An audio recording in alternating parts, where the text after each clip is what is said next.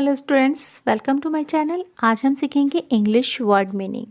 तो यहाँ पे देखिए, हमें पढ़ना है TIME, टाइम। टाइम के मानी क्या है? वक्त। वाव काफ ते, वक्त। SPINNING, spinning. TOP, top. Spinning top, इसके मानी क्या है? लट्टू। लट्टू। WHEN, when. वेन के मानी क्या है? कब। वेन के मानी क्या है? कब। Silence, SILENCE, silence.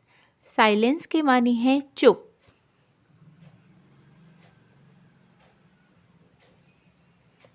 टाइम, वक्त। स्पिनिंग टॉप, लट्टू। वेन, कब। साइलेंस, चुप।